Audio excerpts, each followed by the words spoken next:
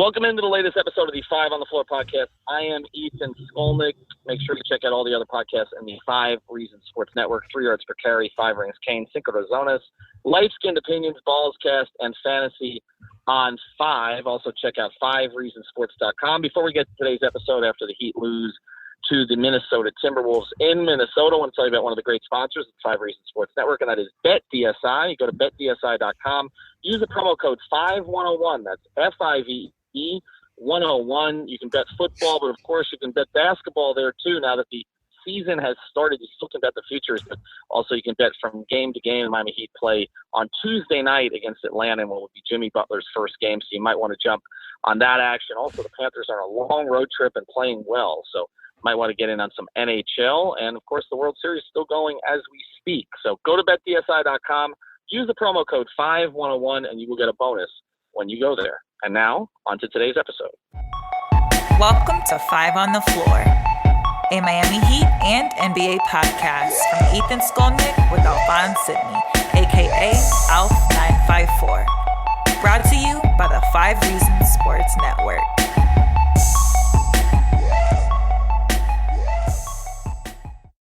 All right, Ethan Skolnick back with you, and I've got both Alphonse Sidney and Alex Toledo. You can follow them at Alf954, and unfortunately, you can still follow Alex at Tropical Blanket because he changed his handle back. He can only handle it.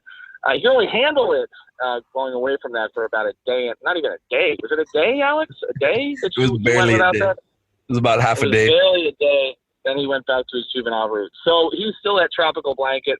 Check him out there. If you hear a little bit of background noise, I'm doing this as after watching the game, heading down to record a segment for WSVN Sports Extra. So you get a little bit of 595 and I-95 here. That's what you're getting. But guys, we wanted to do this right away. We tried to record a podcast after the game at our great watch party that we had at GQ's Craft House after the Heat's incredible win against Milwaukee. But thankfully, because Alf was drunk off his ass, it didn't end up recording in a way that we wanted. So we decided to just do one tonight. The Heat are going to come back 2-1 off this road trip, losing the game we expected them to win and winning the game that we expected them to lose. But my overall takeaway, guys, is that this team has a grit and a toughness that we've been talking about since the preseason, even training camp. I mean, even some of the guys they were going through in summer league. It showed on this road trip, coming back against Milwaukee the way that they did, down 21, second biggest comeback in Heat history on the road, and then coming back tonight against Minnesota after starting really poorly and taking a double-digit lead, but then not having enough to close down the stretch. Let's look at this in totality, the 2 games, Alf. Let's go to you first. What is your major takeaway? The major takeaway is that this team doesn't quit, which we've seen both nights. And the other takeaway is that they need Jimmy Butler for the end of these games. They pulled it out in Milwaukee last night, and, I mean, it was a great game. We had a ton of fun. But, the missed free throws, some of the mistakes late, you could just see how, yes, the team is coming together. They have guys who can score. But when it comes to the end of games, those clutch minutes where Jimmy Butler excels is where he's going to make his biggest impact. Tonight, they really, really could have used him. After all that grit, grind, all that fight, it came down to the end, and all of a sudden Andrew Wiggins, who would have thought, goes supernova, and they have nobody to answer. Justice did the best he could.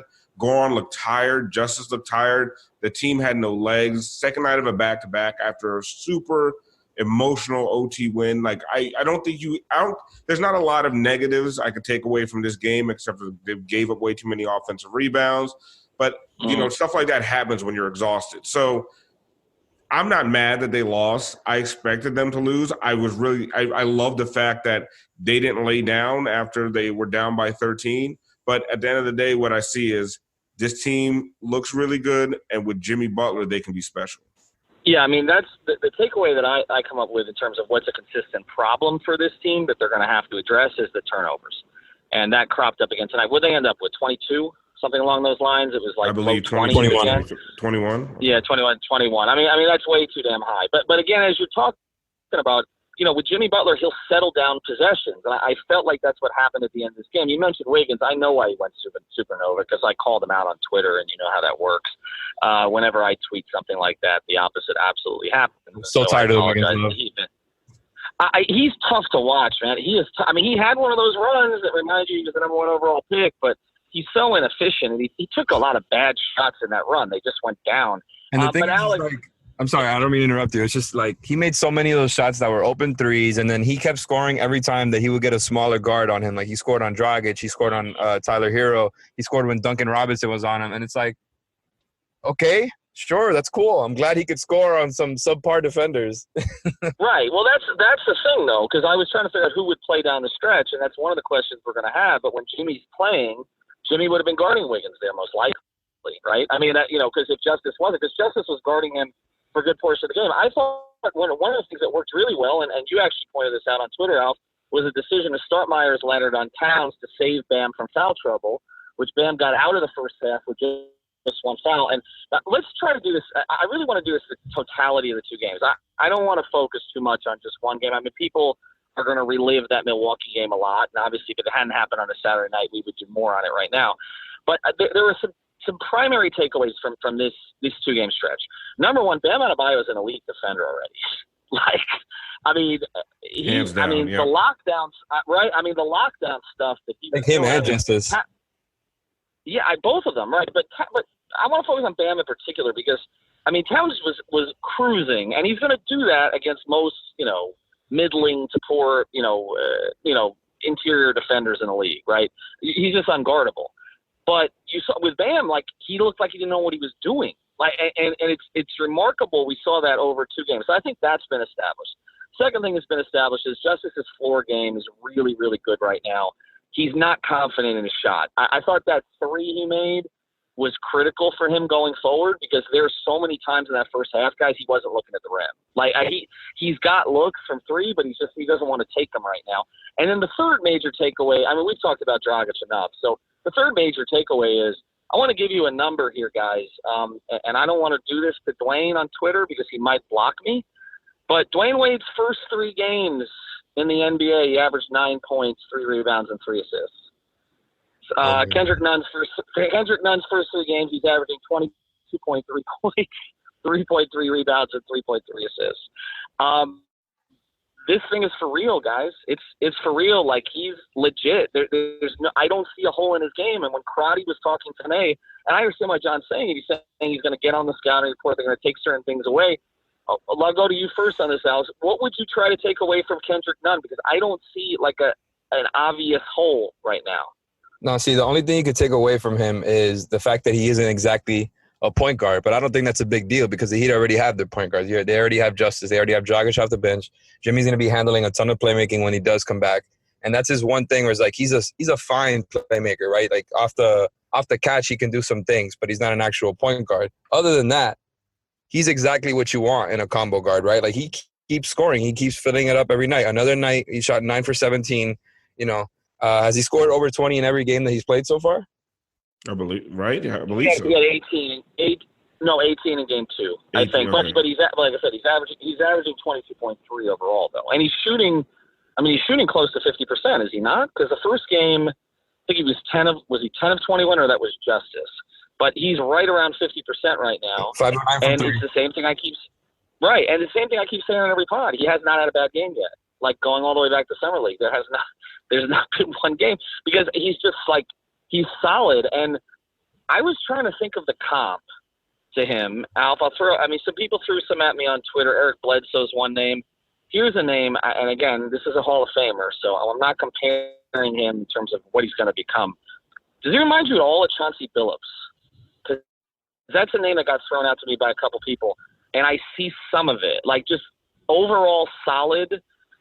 There's no obvious. Remember, Chauncey was not great when he came to the NBA. Took him a couple teams, but overall solid ability to switch between both spots. Maybe not the defender Chauncey became, but I see a little bit of that in him. The one thing that I saw tonight is I listen. He's legit. He can score. He had some defensive lapses. There were some times he just wasn't great. He's very aggressive getting over screens, which is good. But sometimes it's almost too aggressive. He puts himself out of position.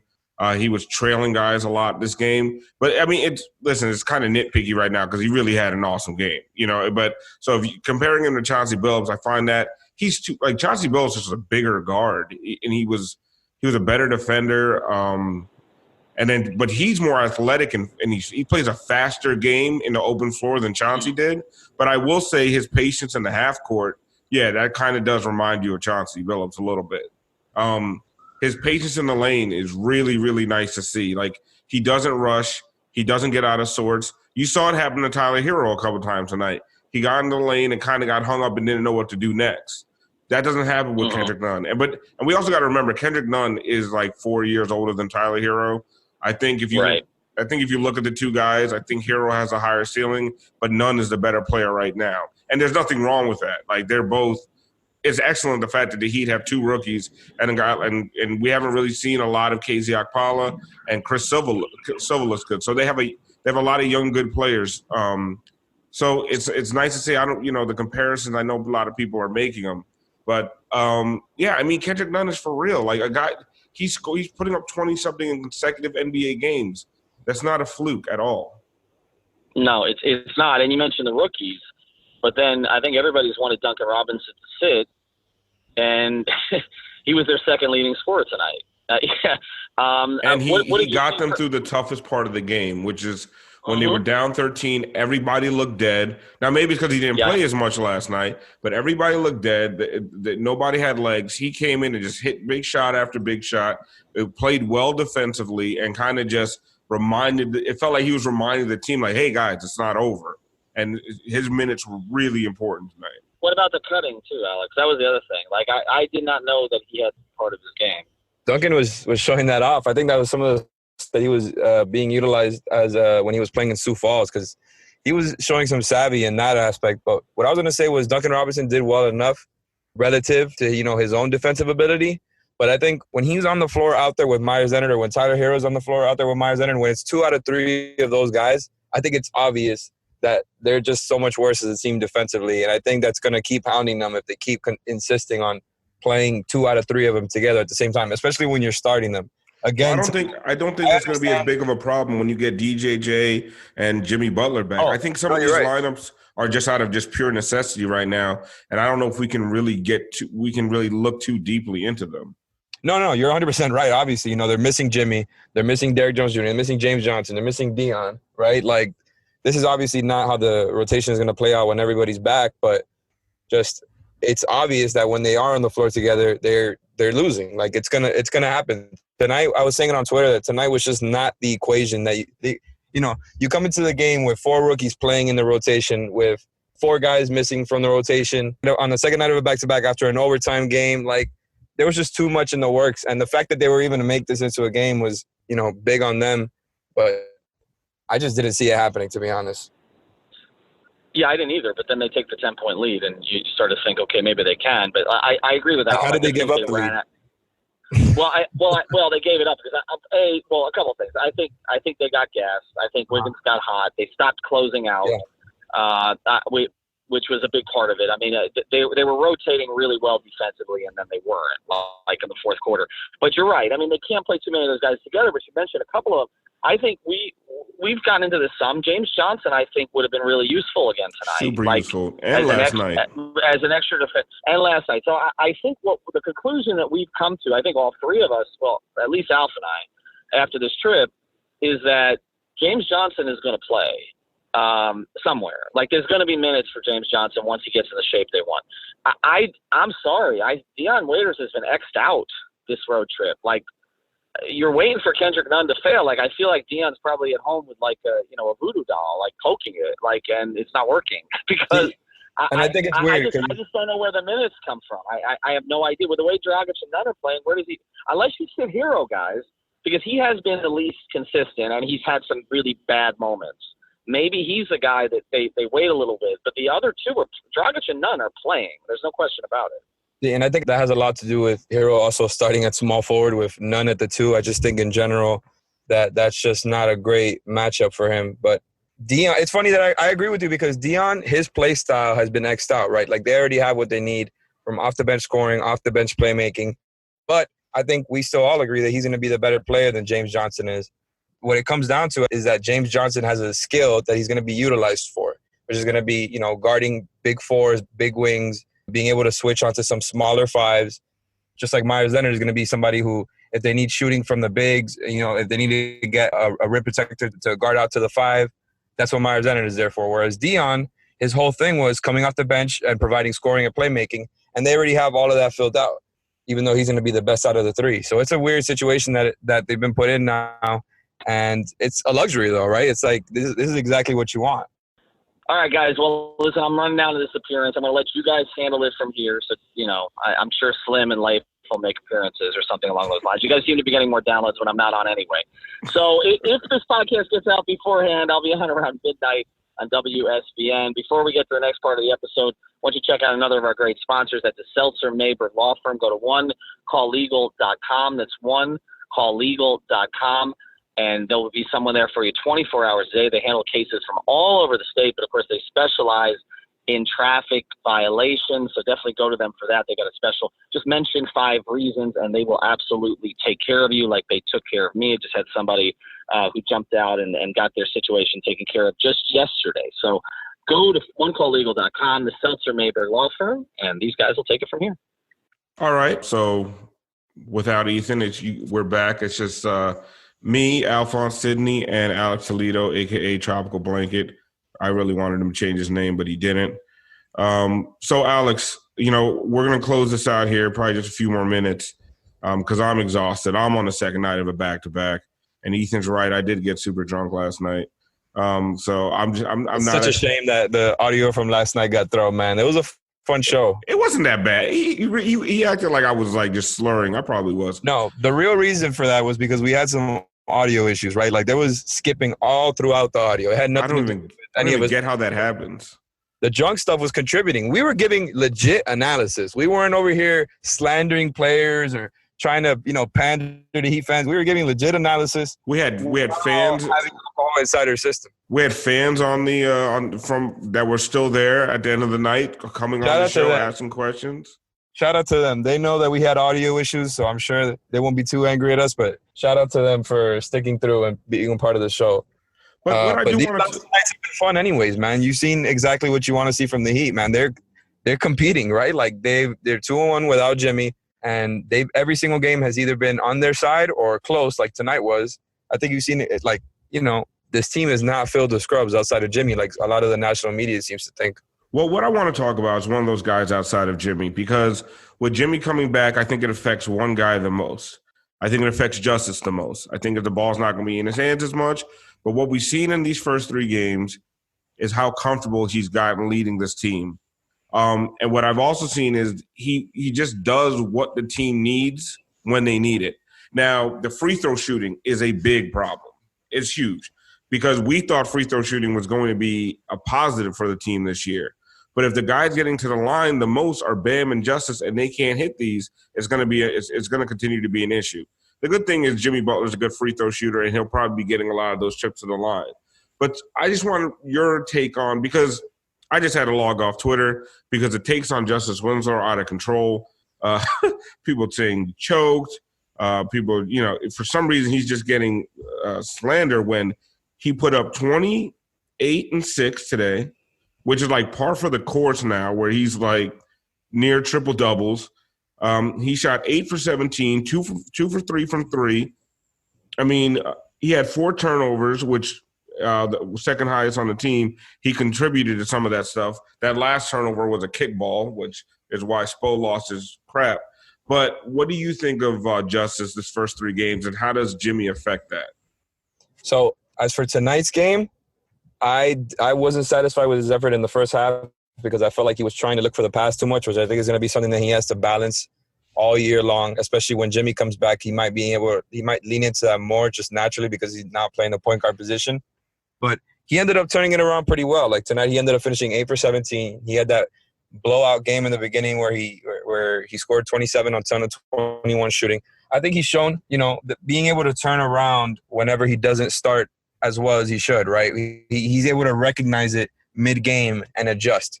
And like Spo, was it Spo who said this? Adjust or die, or am I making that up? I have no idea. I think that's a T-shirt. Anyways, I love what he's been doing, man. I love that when it's time to be the point guard, he's tries to set everybody up. But it's going to be a tough line to balance when Jimmy comes back, man, because I could totally see Justice, taking like 7 shots, 9 shots a game when Jimmy comes back, just based on his nature. So I'm a little bit worried about that part, because I do agree with you that he definitely is the one most affected by Jimmy's return. So, okay, now another thing about tonight, I feel like we kind of touched on it, but we didn't really get into it.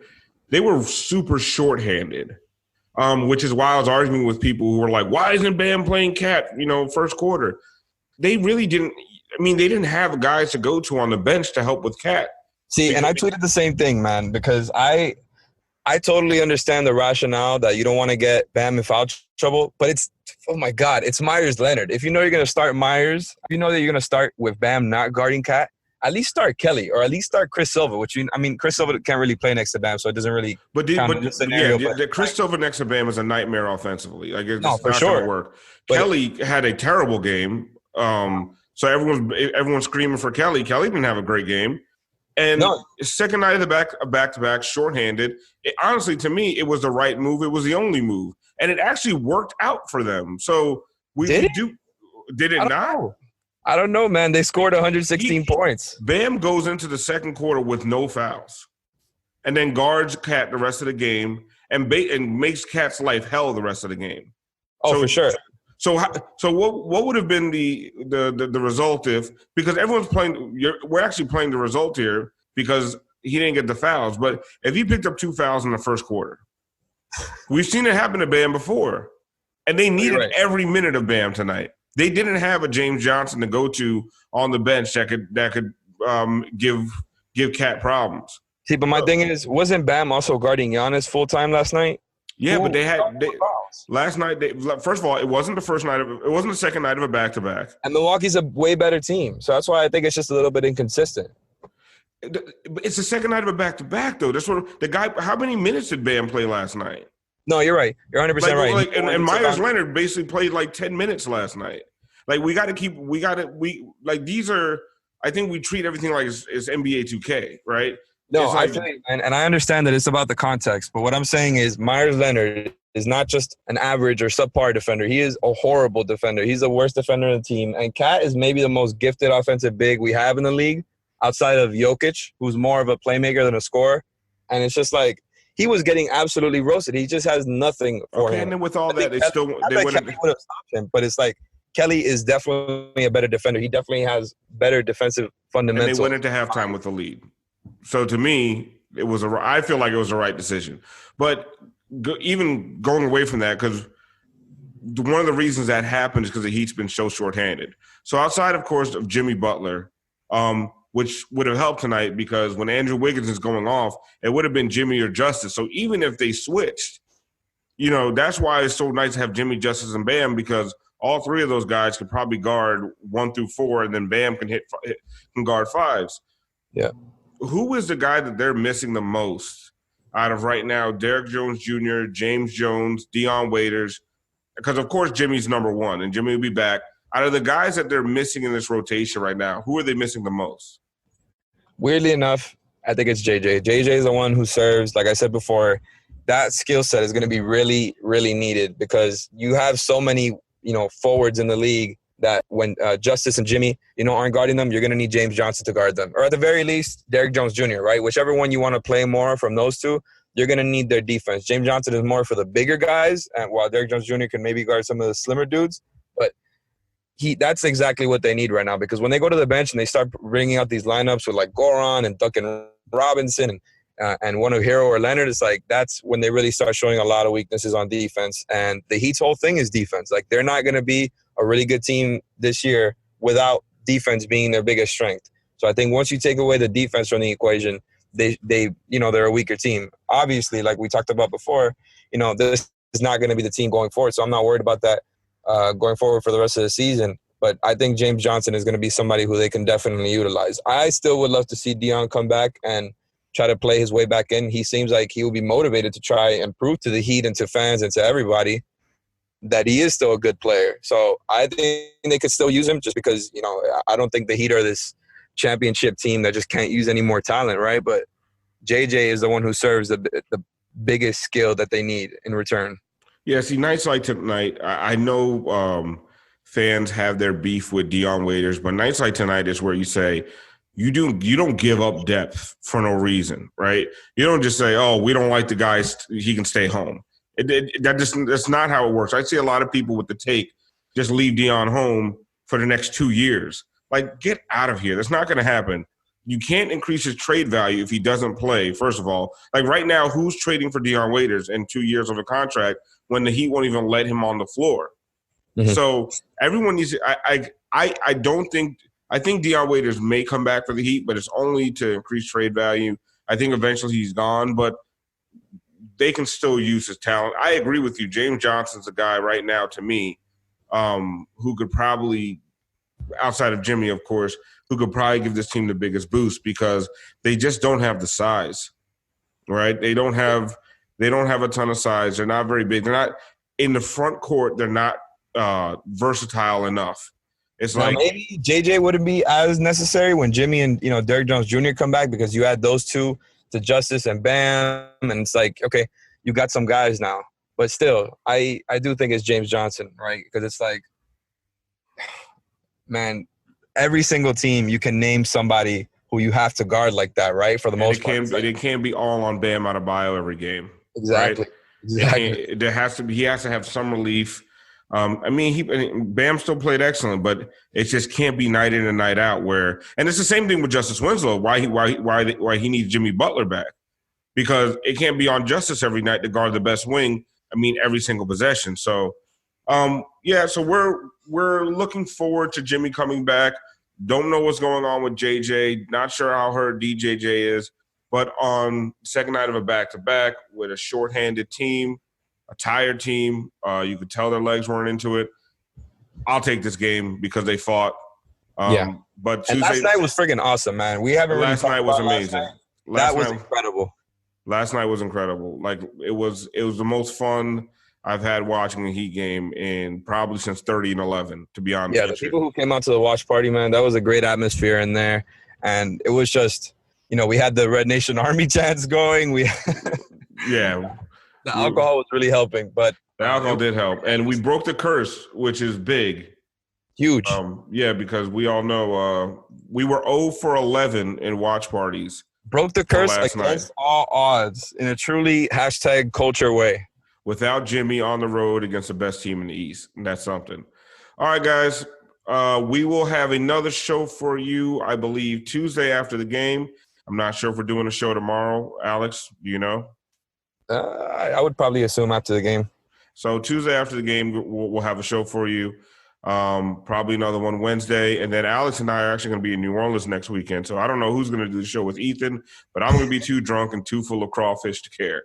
All right, guys. We'll talk to you next time. Have a good night.